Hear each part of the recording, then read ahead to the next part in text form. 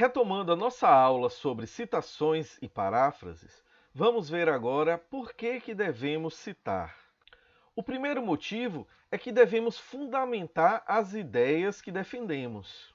Nós não temos condições e nem tempo de deduzir todo o conhecimento do mundo a partir de fatos empíricos. Por exemplo, se eu te perguntar, que hora é essa? Provavelmente você vai confiar no relógio do seu smartphone.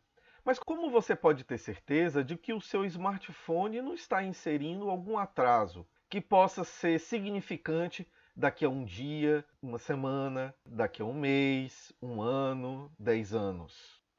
Provavelmente daqui a 10 anos você já trocou de celular. Mas abstraindo esse fato, vamos considerar que o seu celular é perfeito. Então, como é que você consegue confiar na operadora? Será se ela está realmente transmitindo até o seu smartphone a hora correta?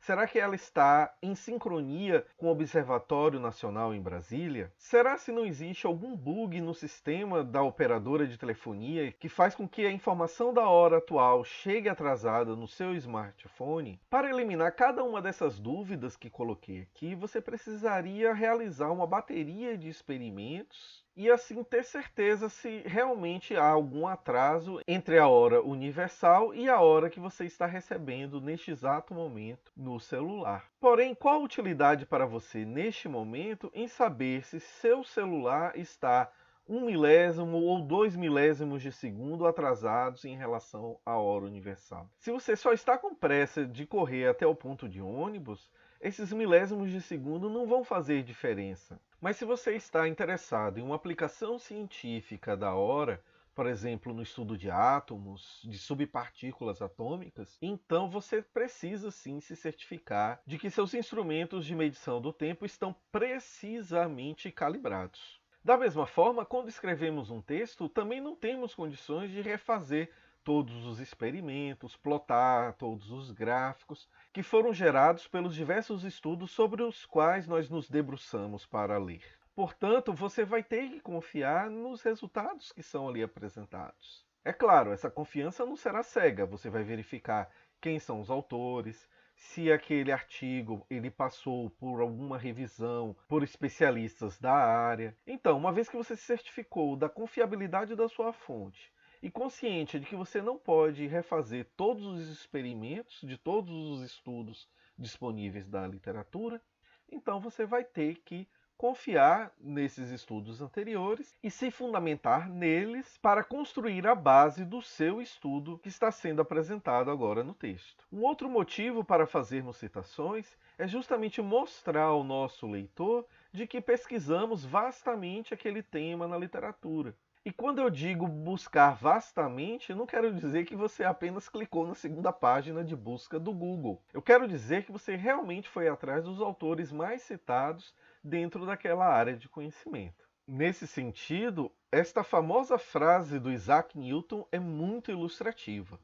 Se eu vi mais longe, foi por estar sobre ombros de gigantes. Ou seja, se o Newton desenvolveu o cálculo, não foi porque ele passava o dia inteiro deitado na macieira, apreciando o céu, e a maçã caiu na testa dele, e ele teve aquele momento eureka e descobriu a gravidade ou inventou o cálculo. Na verdade, ele até podia estar debaixo da macieira, mas estava usando a sombra dela para se debruçar sobre os escritores, sobre os filósofos gregos, sobre as suas obras, para daí desenvolver e comprovar a sua teoria. Pois bem, num trabalho técnico científico, que fontes eu devo consultar? O critério mais importante que você deve buscar é verificar se aquela obra, aquela fonte que você está lendo, consultando, passou pela revisão de especialistas na área. Por exemplo, você se depara com um texto maravilhoso lá no blog do Zé Lelé. Primeiro fato a questionar: quem é esse tal de Zé Lelé? Qual foi o filtro que verificou, questionou, revisou, enfim, que impediu que a primeira ideia besta que apareceu na cabeça dele fosse publicada lá no site? Provavelmente nenhuma. Bem diferente de um livro publicado em uma editora reconhecida no mercado editorial, ou uma editora de periódicos científicos, cujos editores têm a responsabilidade de distribuir o manuscrito original para diversos revisores com conhecimento naquele assunto, que vão analisar, verificar, cruzar informações, dar um feedback, sugerir mudanças, pedir acréscimos e uma série de alterações que farão com que o texto final, após diversas rodadas de revisão, seja um texto sólido, confiável e verificado por pares especialistas naquele assunto. Outro ponto importante é que você não deve confiar em fontes de segunda mão para extrair dados estatísticos. Por exemplo, você pode até ler em um blog de tecnologia especializado que o número de smartphones habilitados no Brasil ultrapassou 200 milhões de habitantes, por exemplo. Mas se você for escrever um texto técnico e precisar usar essa informação, você não pode referenciar esse blog especializado. Você tem que se questionar: quem é responsável por contar, por registrar o número de celulares habilitados no país? Ora, o órgão responsável por isso é a Anatel. Então, mesmo você tendo lido essa informação em um blog especializado, você deve antes consultar diretamente o site da Anatel, verificar se a informação está correta, porque o dado pode ter sido copiado errado, ou então a interpretação dos números que está lá no blog não corresponde exatamente à interpretação que consta lá no site da Anatel, e uma série de outros equívocos. Então, se você consulta diretamente o site da Anatel, neste exemplo que eu estou dando, você se certifica de que não está passando uma informação errada para o seu leitor.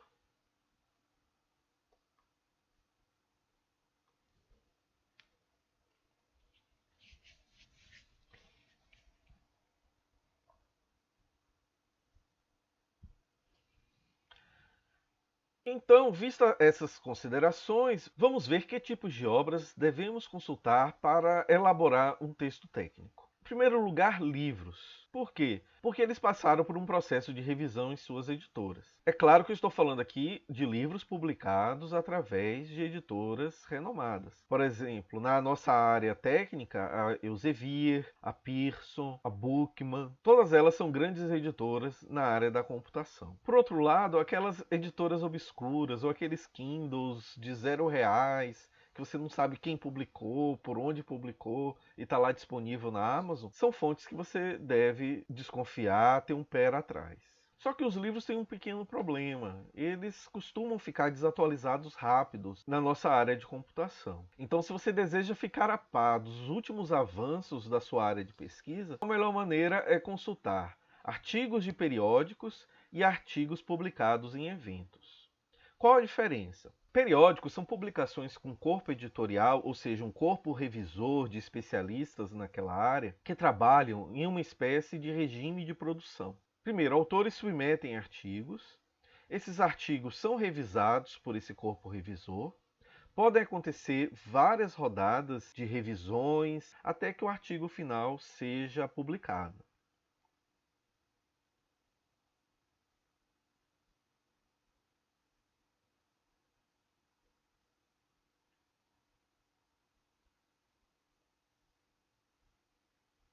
Normalmente, os periódicos não têm um prazo entre a submissão e a publicação da versão final daquele artigo. Tudo vai depender da qualidade inicial do artigo, da disponibilidade dos revisores e dos próprios autores em interagirem nessas diversas revisões. Por outro lado, os artigos em evento têm um calendário entre a submissão dos autores e a publicação final, porque normalmente o evento tem uma data e um local para acontecer e por isso todas as ações relacionadas à publicação devem ser tratadas dentro do prazo para que o cronograma seja respeitado. Em seguida, nós temos as monografias, ou seja, os TCCs, os trabalhos de conclusão de curso, que é aquele trabalho que o estudante de graduação apresenta quando está terminando o seu curso de graduação. Podem ser as dissertações de mestrado ou as teses de doutorado. No meio acadêmico, quando usamos a palavra dissertação, ela está associada a um mestrado. E quando usamos a palavra tese, ela está associada a um doutorado. Então, monografias em geral, sejam elas TCCs, dissertações ou teses, também são boas fontes de consulta. Por fim, nós temos as URLs. Por fim, um outro tipo de obra que pode ser consultada são as URLs. Mas aqui eu abro uma ressalva. Procure por sites institucionais, como o da Anatel no exemplo que eu dei agora há pouco. Não use sites de notícia, blogs, Wikipedia como a base do seu estudo técnico-científico. Por quê? Porque esses são locais de divulgação e não de geração desse tipo de conhecimento. E entre o artigo original e esse texto que você está lendo no site de divulgação, pode haver algum tipo de ruído que deturpe a informação original na informação que você está lendo. Eu não estou aqui fechando os olhos para o fato de que você pode ter começado a conhecer um determinado assunto através da Wikipedia, de um site de notícia, de um blog especializado. Você pode sim travar seu primeiro contato com um assunto através dessas fontes. Porém, quando você precisa se aprofundar no assunto e escrever a respeito dele, você tem que procurar fontes mais confiáveis, fontes que passaram por uma revisão de especialistas conhecedores do método científico, a fim de que você se cerque de informações realmente seguras em torno daquele tópico que você está escrevendo. Por isso, quando eu coloco aqui URLs institucionais, eu estou querendo dizer o site do IBGE, o site do INEP, o site da Anatel, ou seja, sites que produzem informações oficiais a respeito de um determinado tópico. Portanto, para encerrar esta parte, te apresento aqui os 4 critérios que podem te ajudar a definir se uma fonte é confiável ou não. Primeiro deles, se você não souber em quem você pode jogar uma pedra porque você se deu mal ao confiar numa informação, então essa fonte não é confiável. Pois numa época em que livros, artigos de periódicos, artigos em eventos e monografias estão todas na internet, como eu consigo diferenciar essas publicações fiáveis de uma não confiável? Então, o primeiro critério é justamente esse. Você tem que determinar quem é o autor. Em alguns casos, site do INEP. Então, não tem um autor. Foi o INEP como instituição que produziu aquele dado. Então, o autor é o INEP, não necessariamente é uma pessoa. Mas você tem onde jogar uma pedra. Se você confiou naquele dado e se deu mal, então você pode ir lá no prédio do INEP e jogar uma pedra lá na janela. Arque com suas consequências. Teoricamente, você pode fazer isso. Segunda informação que você tem que determinar a partir da sua fonte. O que, ou seja, o título dela. Se alguém escreve um trabalho e esse trabalho não tem nem título, daí você já consegue tirar uma medida da péssima qualidade que ele deve ter. O próximo critério é onde? Onde esse artigo foi publicado? Ah, Leandro, está na internet, está no site da ACM. Não, está no site da I3E. Abrindo parêntese, né?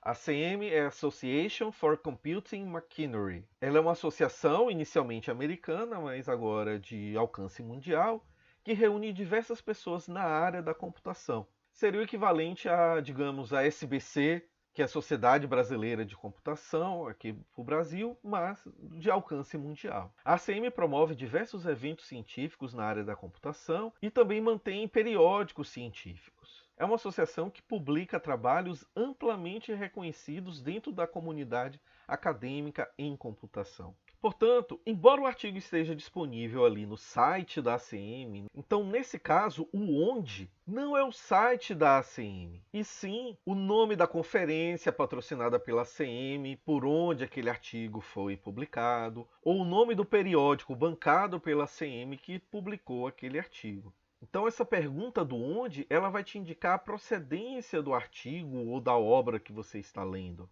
Você pode consultar o corpo editorial, ver a lista de pesquisadores que fazem parte do corpo revisor daquela revista ou daquele evento.